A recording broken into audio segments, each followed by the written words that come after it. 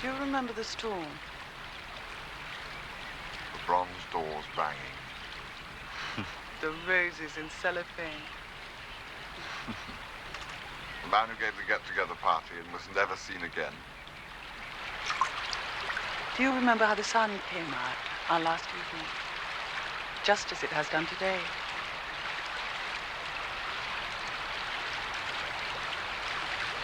So much to remember. How many days have there been since then when we haven't seen each other? 100, do you think? Oh, not so many. 2 Christmases. To keep up appearances for the sake of the children.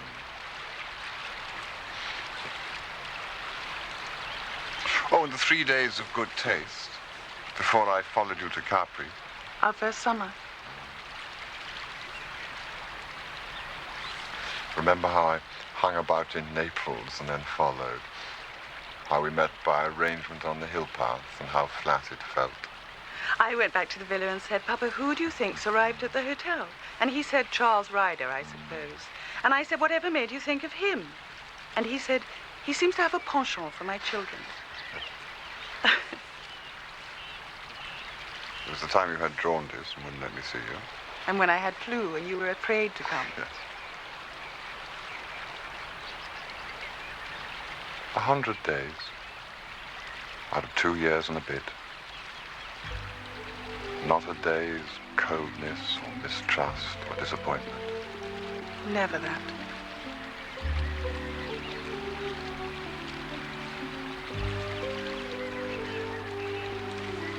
Let's go and change.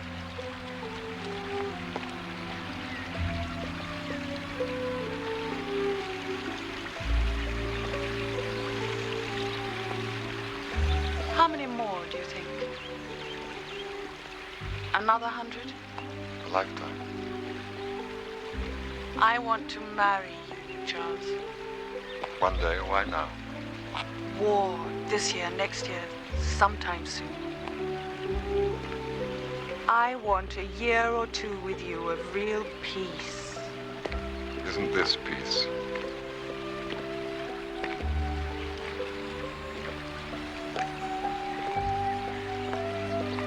What do you mean by peace, if not this? So much more. Marriage isn't a thing we can take when the mood strikes us. There must be a divorce, 2 divorces. We must make plans. Plans, divorce, war. On an evening like this? Sometimes I feel the past and future pressing so hard on either side there doesn't seem room for the present at all. Yes, Wilcox. Lord Brideshead's just telephoned, milady. He says not to wait dinner for him, please. He'll be a little late. Thank you, Wilcox. Seems months since he was last here. Yes. What does he do in London? It was often a matter for speculation between us, giving birth to many fantasies. For Bridie was a mystery. The talk of his going into the army, and into Parliament, and into a monastery had all come to nothing. All that he was known with certainty to have done, and this because in a season of scant news it had formed the subject of a newspaper article entitled Pierre's Unusual Hobby, was to form a collection of matchboxes. When it's all your fault. Well. Hello, Bridie. Bridie, we're almost finished. Oh, well, only you two. I hope to find Rex here. How are you? What's the news? Well, as a matter of fact, I do have some news, but it can wait. Tell us now. How's the painting, Charles? Which painting? Whatever you have on the stocks. Well, I've begun a picture of Julia, but the light was difficult all day today. Julia? Haven't you done her before? I suppose it's a change from architecture and much more difficult. The world is full of different subjects. Very true, Bridie. If I were a painter, I should choose a different subject every time. Really? What sort of subjects? Oh, I don't know, really. Subjects with plenty of action in them, like, Macbeth, perhaps.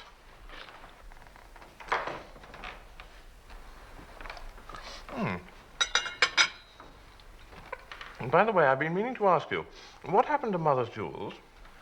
Cordelia and I had most of her things. This was hers. And this. The rest went to the bank. Aren't there some rather famous rubies, someone was telling me? Yes, a necklace. Mummy often used to wear it, don't you remember? Why, anyway? I just thought I'd like to take a look at them someday.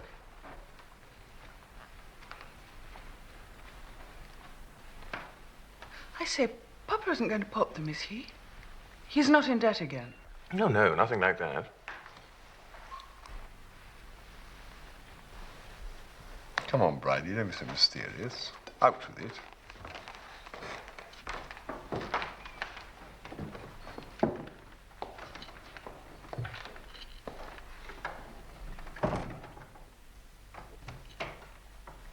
Well, you have only to wait until Monday to see it in black and white in the newspapers. I'm engaged to be married. I hope you're pleased. Bridie, how very exciting. Who to? No one you know. Is she pretty? I don't think you would exactly call her pretty. Comely is the word I think of in her connection. She's a big woman. Fat? No, big. She's called Mrs. Musprat. Her Christian name is Beryl. I've known her for quite a long time, but until last year she had a husband. Now she's a widow. Why do you laugh? I'm sorry, it's not in the least funny. It's just so unexpected. Is she about your own age? Just about, I believe. She has 3 children. The eldest boy has just gone to Ampleforth. She is not at all well off. Where did you find her? Her late husband, Admiral Musprat, collected matchboxes.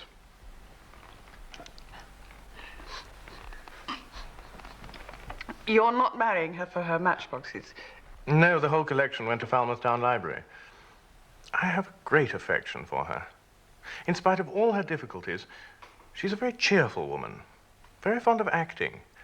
She's a member of the Catholic Players Guild. Does Papa know? I had a letter from him this morning giving me his approval. He's been urging me for some time to marry. Well, congratulations, Bridie. Yes. Congratulations. Thank you. Thank you. I think I'm very fortunate.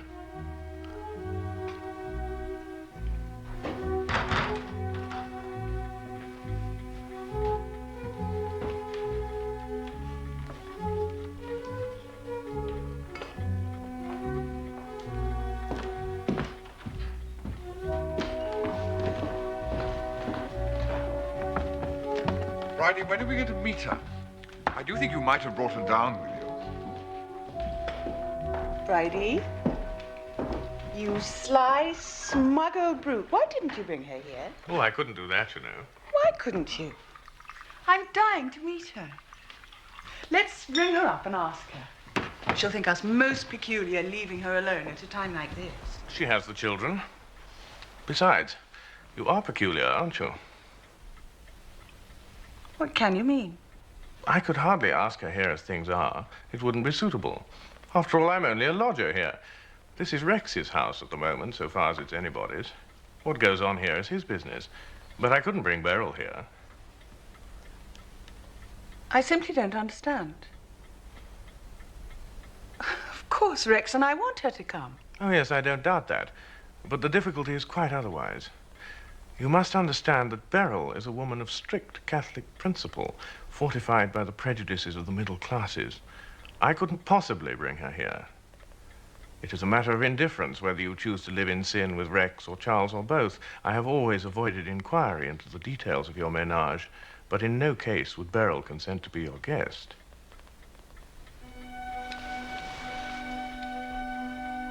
Why, you pompous ass.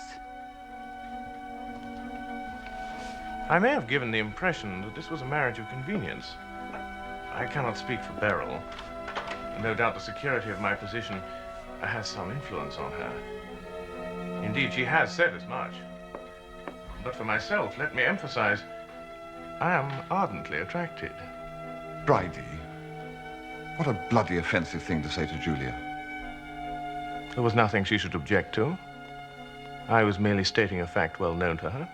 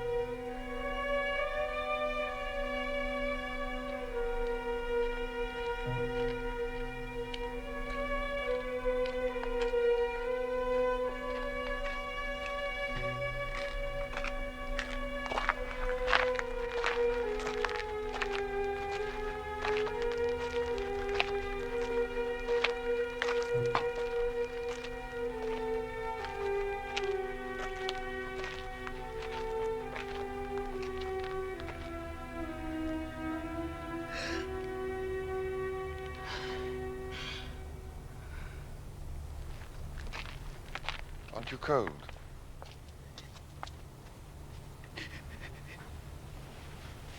My darling, what is it? Why do you mind?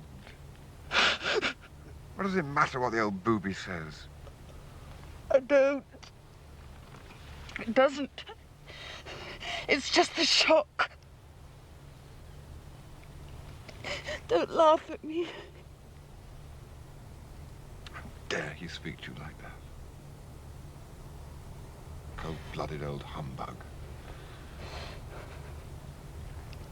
No, it's not that. He's quite right. They know all about it, Bridie and his widow. They bought it for a penny at the church door. You can get anything there for a penny in black and white and nobody to see that you paid. Just take your track. There, you've got it.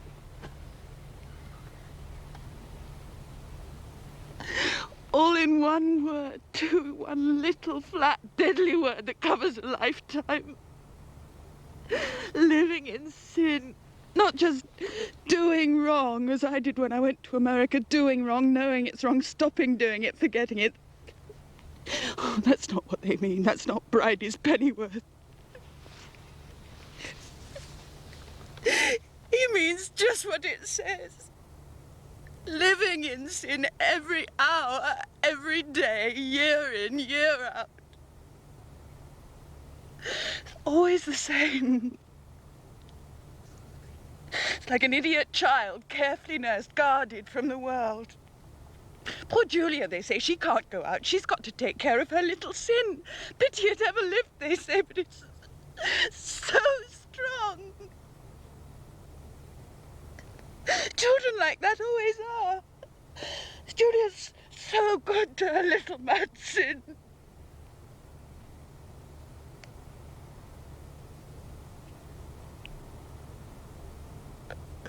All those years when I was trying to be a good wife in the cigar smoke. When I was trying to bear his child,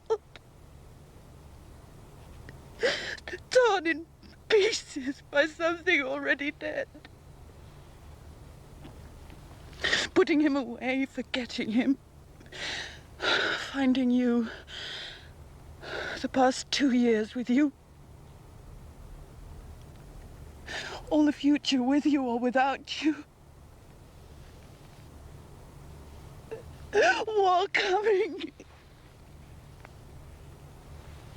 World ending.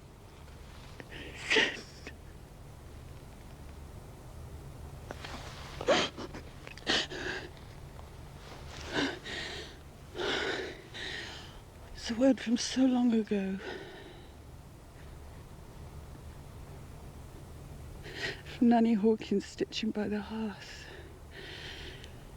And the nightlight burning before the Sacred Heart.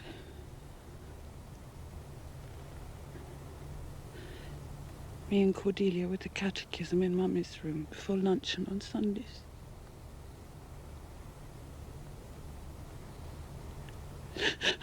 Mummy carrying my sin with her to church, bowed under it.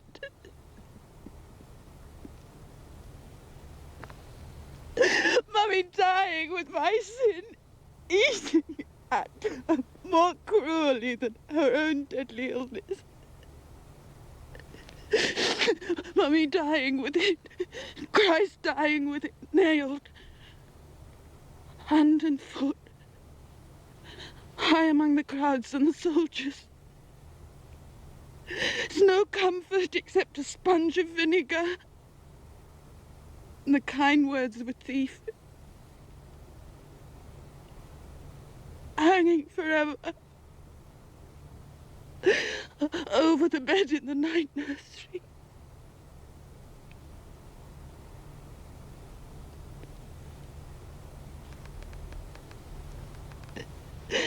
There's no way back.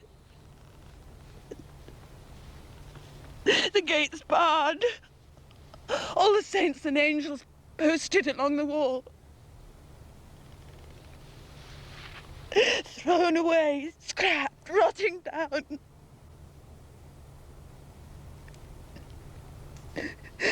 Nameless and dead.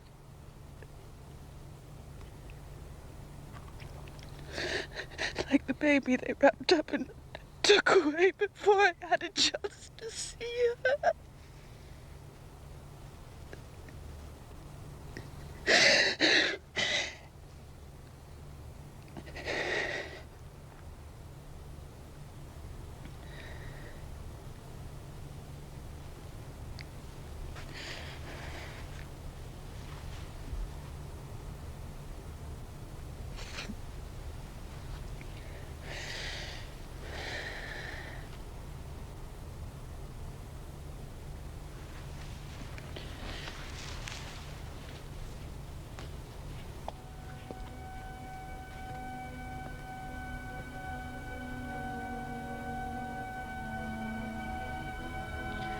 Well, Bridie is one for bombshells, isn't he?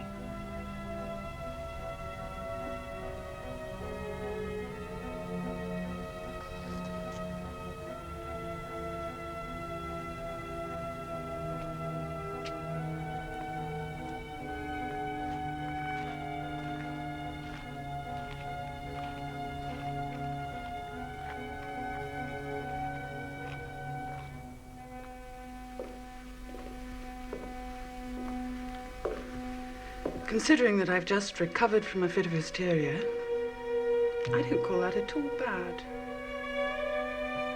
Most hysterical women look as if they got a bad cold. Come on. We're not going down again. Of course. We can't leave Bridie alone on his engagement night. Can't we?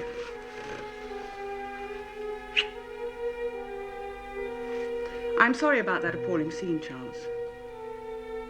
I can't explain.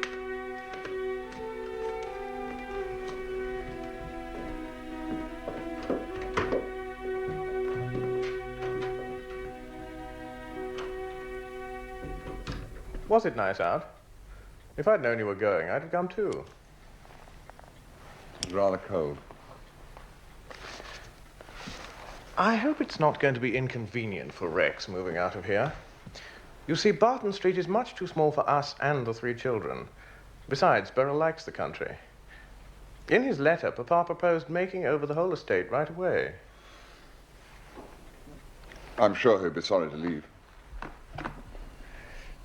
Oh, don't worry, Rex will find another bargain somewhere. Trust him. Beryl has some furniture of her own she's very attached to. I don't think it would go very well here. You know, oak dressers and coffin stools and things. I thought you could put it in Mother's room. Yes, that would be the place for it. Of course, nobody's used that room for years. So brother and sister sat and talked about the arrangement of the house until bedtime. An hour ago, I thought, by the fountain, she wept her heart out for the death of her God. Now she is discussing whether Beryl's children shall take the old smoking room or the schoolroom for their own. I was all at sea. I thought possibly in the High West.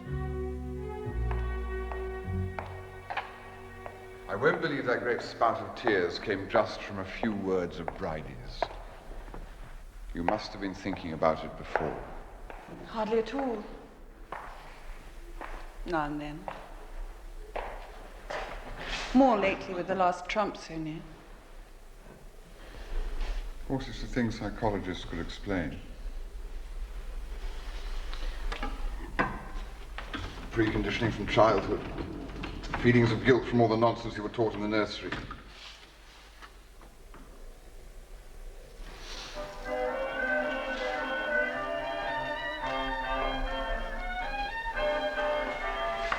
But you do know in your heart that it's all bosh, don't you?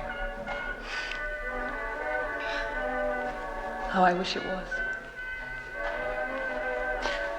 Do you know Sebastian once said almost the same thing to me?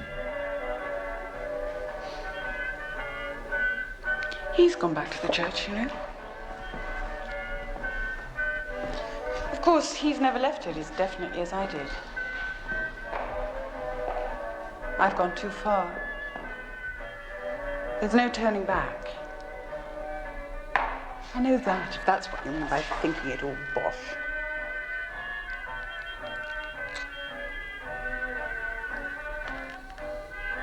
Let's go out again.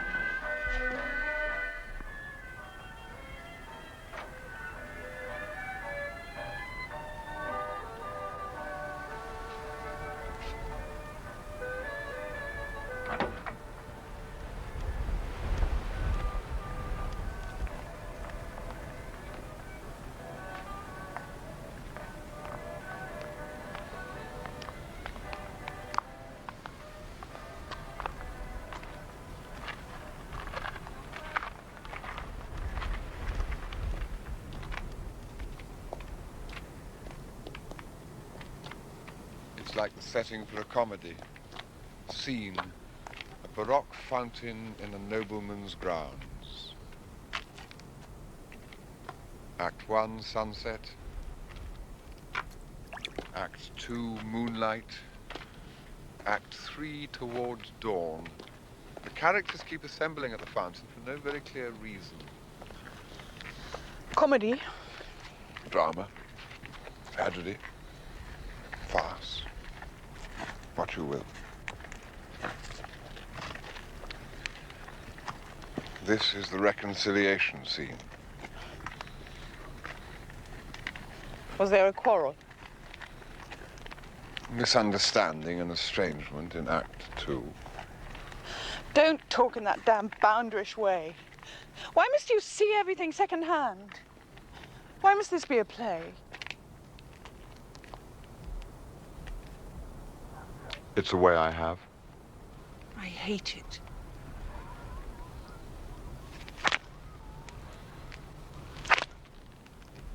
Now do you see how I hate it? Did that hurt?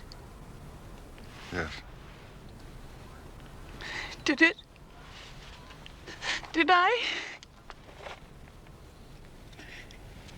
Cat on the rooftop. Beast.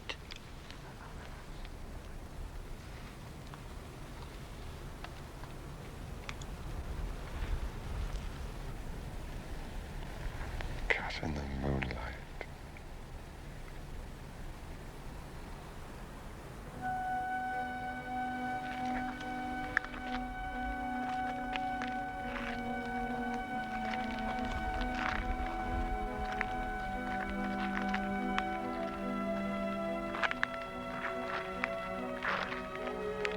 Poor face. Will there be a mark tomorrow? I expect so.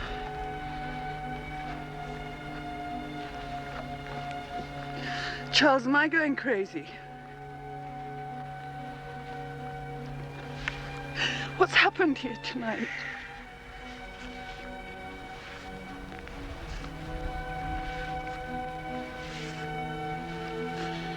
I'm so tired.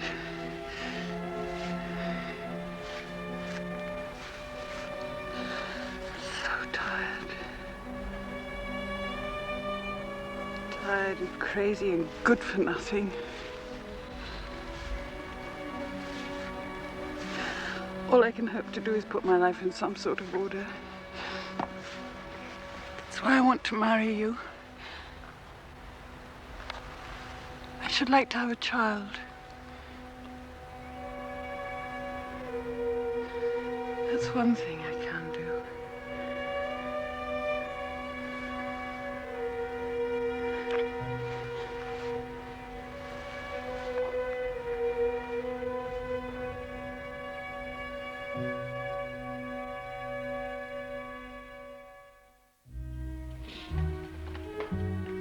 So you're being divorced. Isn't that rather unnecessary after being happy together all these years? We weren't particularly happy, you know. Weren't you?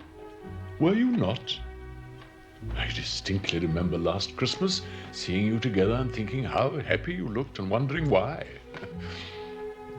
You'll find it very disturbing, you know, starting off again. How old are you, 34? Oh, that's no time to be starting. You ought to be settling down. Have you made any plans? Yes. I intend to get married again as soon as the divorce is through. Well, I do call that a lot of nonsense. I can understand a man wishing he hadn't married and trying to get out of it. Though I never felt anything of the kind myself. But to get rid of one wife and take up with another immediately is beyond all reason. I've seen a few divorces in my time. I've never known one work out so happily for all concerned. Almost always. However, matey people are at the start, bad blood crops up as soon as they get down to detail. Mind you, I don't mind saying, there have been times in the last couple of years when I thought you were a bit rough on Celia.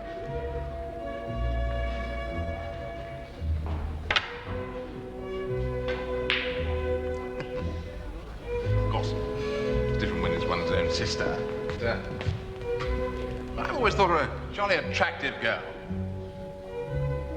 Sort of girl any chap'd be glad to have. Artistic, too. Just down your street.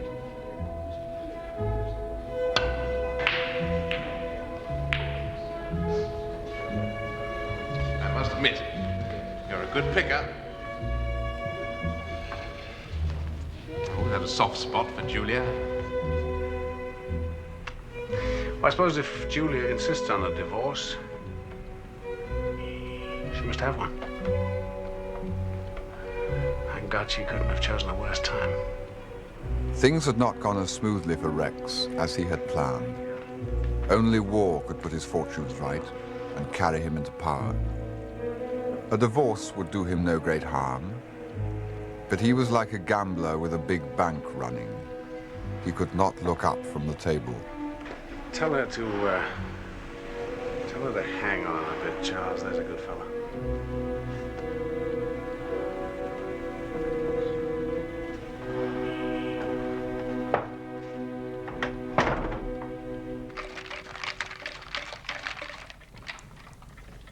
I met the widow at luncheon. Did you? Do you know what she said to me? So you're divorcing one divorced man and marrying another. It sounds rather complicated, but my dear, she called me my dear about 20 times. I've usually found that every Catholic family has one lapsed member, and it's often the nicest.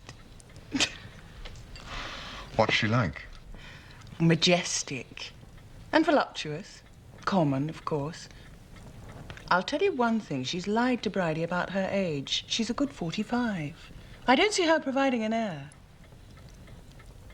Bridie can't take his eyes off her. He was gloating on her in the most revolting way all through luncheon. Was she friendly? Goodness, yes. In a condescending way. I think it put her rather at ease to have me there as the black sheep. She concentrated on me, in fact, said rather pointedly she hoped to see me often in London. I think Bridie's scruples only extend to her sleeping under the same roof with me. Apparently, I can do her no serious harm in a hat shop or hairdresser's. And the scruples are all on Bridie's part, anyway. The widow is madly tough. Does she boss him? Not yet, much. He's in an amorous stupor, poor beast, and doesn't really know where he is. She's just a good-hearted woman who wants a good home for her children and isn't going to let anything stand in her way.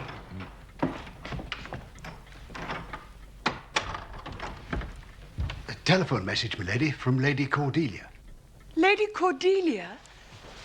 How marvellous. Where is she? In London, milady. Wilcox, how lovely.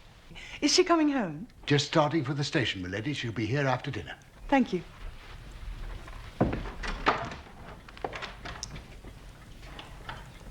I hadn't seen her since I took her to dinner at the Ritz, and she talked about becoming a nun. Must be 12 years. She was an enchanting child. She's had an odd life.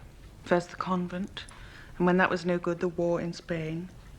Then staying on when the war was over and helping in the camps.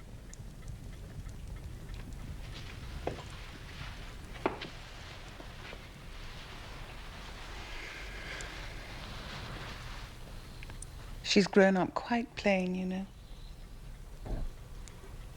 Does she know about us? Yes. She wrote me a sweet letter.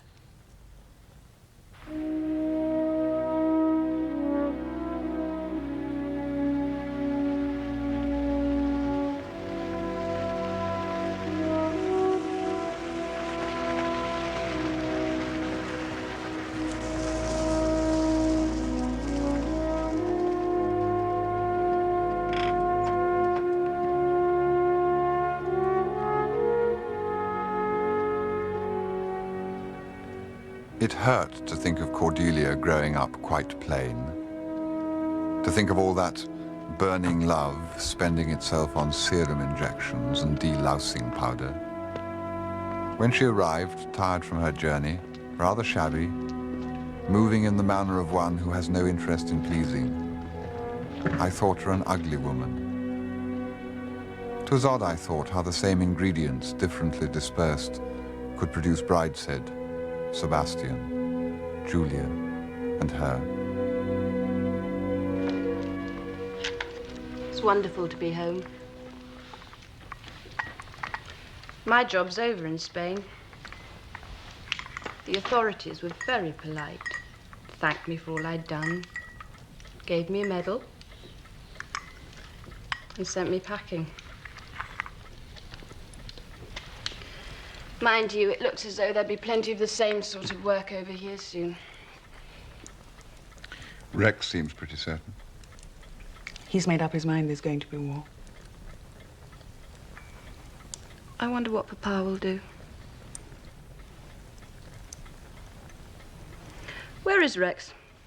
Is he coming down? No. The lawyers insisted on a formal separation, so he's moved back to London. I'm only staying until Bridie's installed with the widow and her children. He wrote to me and said if I was homeless, I could stay here after they moved in. I don't know, though. Mrs. Muspratt and the 3 boys. Maybe I'll get myself a flat in London.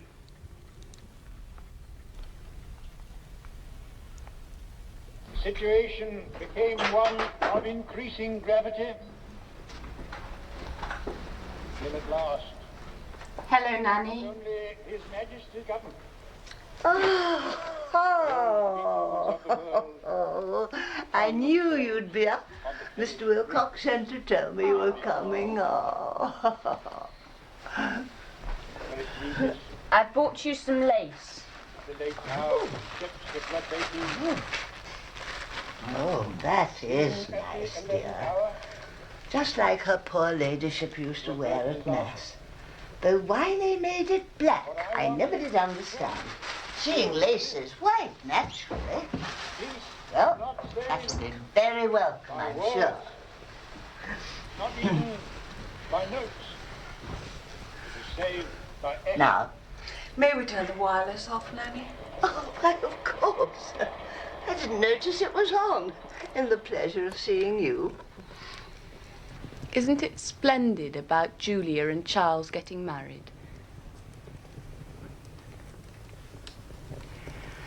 Well, I hope it's all for the best. Brideshead has certainly taken long enough to make up his mind. I've hunted all through Debrett, and I couldn't find any mention of Mrs. Muspratt's connections. She caught him, I dare say.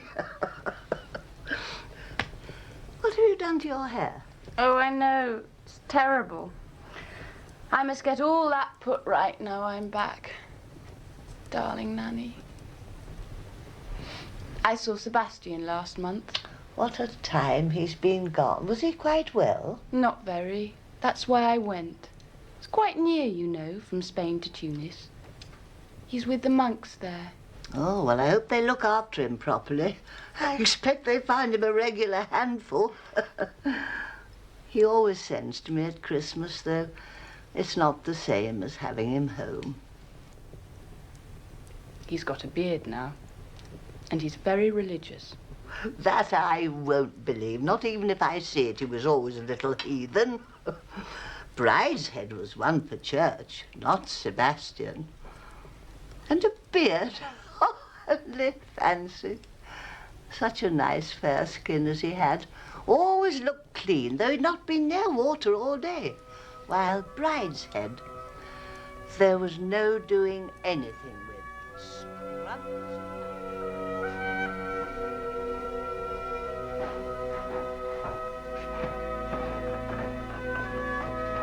Cordelia. What? Come and tell me about Sebastian. Not now, Charles. It's a long story. Tomorrow. Good night. Good night.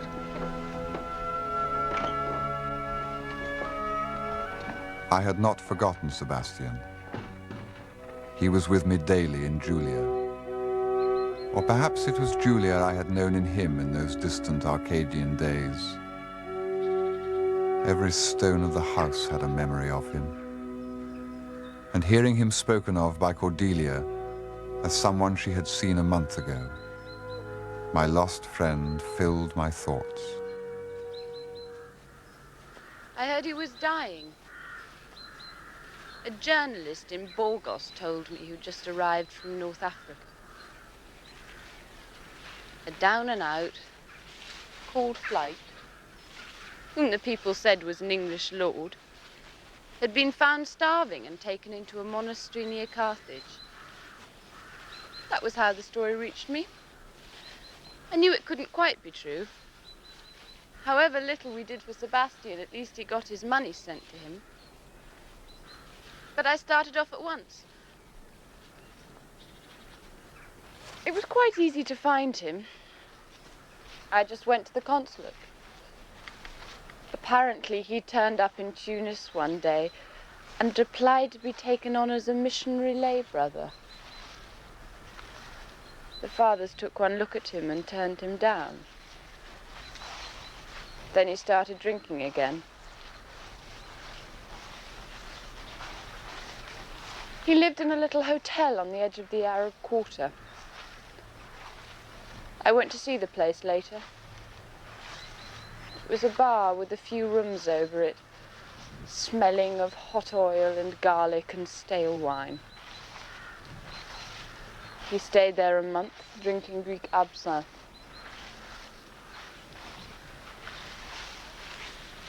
They loved him there. He's still loved, you see. Whatever he does, whatever condition he's in.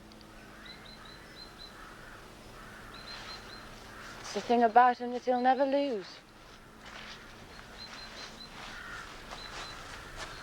They thought very ill of his family for leaving him like that. Wouldn't happen with their people, they said. And I dare say they're right. Anyway, that was later. After the concert, I went straight to the monastery and I saw the superior. He told me his part of the story. So I sent him away. He kept coming back 2-3 times a week. Always drunk, until I gave orders to the porter to keep him out. He must have been a terrible nuisance to you. I don't know what I can do to help him, except pray. Finally, we found him unconscious outside the main gate. He had fallen down and had lain there all night. At first we thought that he was merely drunk again. Then we realized that he was very ill. So we took him to the infirmary. He has been there ever since. They'd given him a room to himself just off the cloisters. He looked terrible. Any age. First he couldn't talk much, but I stayed a fortnight with him till he was over the worst of his illness. And then he told me what had been happening to him. It was mostly about Kurt, his German friend. Well, you've met him, so you know all about that. He sounds gruesome. He said they went to Greece, and Kurt had got arrested after some brawl and sent back to Germany. It was the time when they were rounding up all their nationals from all parts of the world to make them into Nazis. Sebastian followed.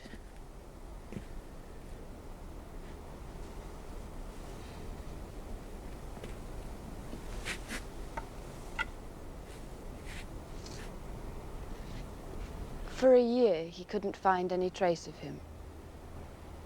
Then in the end, he ran him to earth, dressed as a stormtrooper in a provincial town. At first, he wouldn't have anything to do with Sebastian, spouting all that official jargon about the rebirth of his country. But it was only skin deep with him. 6 years of Sebastian had taught him more than a year of Hitler. Eventually, Kurt chucked it and admitted that he hated Germany and wanted to get out. I don't know how much it was simply the call of the easy life sponging on Sebastian. He said it wasn't entirely that, but Kurt had just begun to grow up. Maybe he's right. Anyway, it didn't work. Kurt always got into trouble, whatever he did. Finally, they caught him and they put him in a concentration camp. Sebastian couldn't get near him. He didn't even know what camp he was in. So he hung about in Germany for another year, drinking again. Until one day in his cups, he took up with a man who'd just been out of the camp where Kurt had been. And learned that he'd hanged himself in his hut in the first week.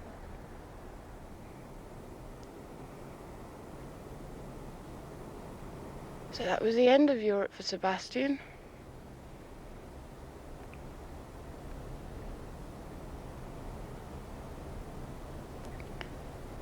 He went back to North Africa, where he'd been happy.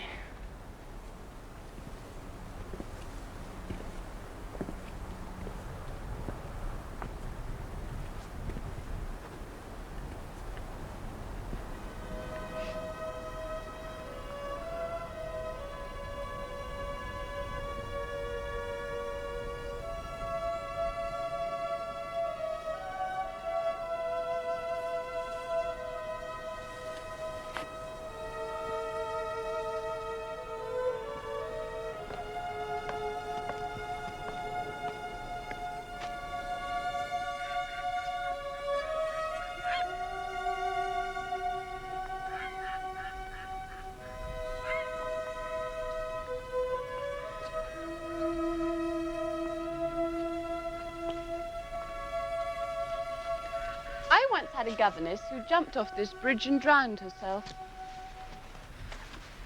I know. How could you know? It was the first thing I ever heard about you. Before I ever met you. How very odd.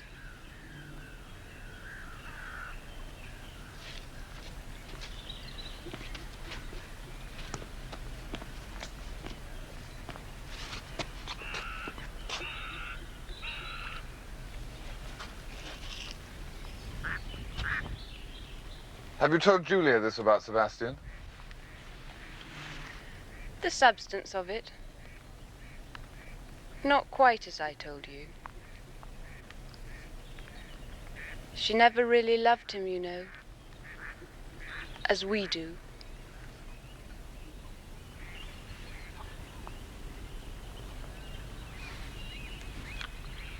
Poor old Sebastian. It's quite pitiful. How will it end? I think I can tell you exactly, Charles. I've seen others like him.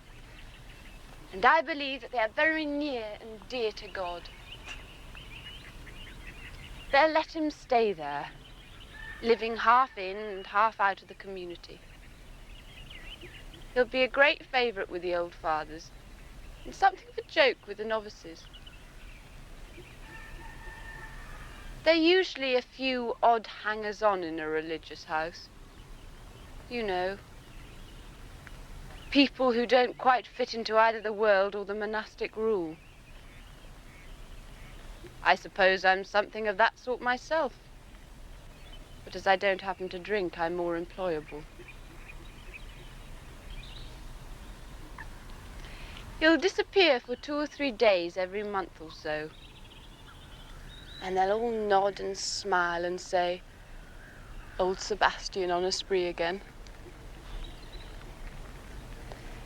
Then one day, after one of his drinking bouts, he'll be picked up at the gate dying, and show by the mere flicker of his eyelids that he is conscious when they give him the last sacraments.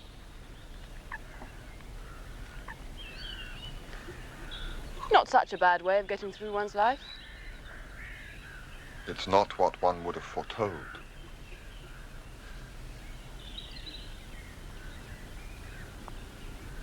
I suppose he doesn't suffer. Oh, yes, I think he does. One has no idea what the suffering may be to be as maimed as he is. No dignity, no power of will. No one is truly holy without suffering. Holy? Yes. That's what you've got to understand about Sebastian.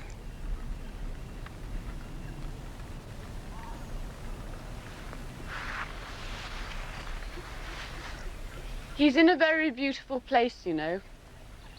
White cloisters, a bell tower, rows of green vegetables, and a monk watering them when the sun is low. You knew I wouldn't understand.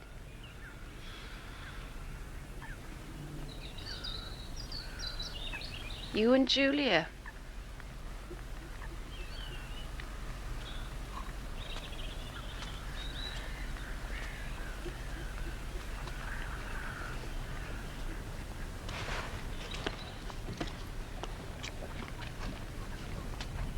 Tell me, Charles, when you first met me last night, did you think, poor Cordelia, such an engaging child, grown into a plain and pious spinster, full of good works? Did you think thwarted? Yes, I did. But now I'm not so sure. It's funny, you know. That's exactly the word that I thought for you and Julia when I saw you up in the nursery with Nanny. Thwarted passion, I thought.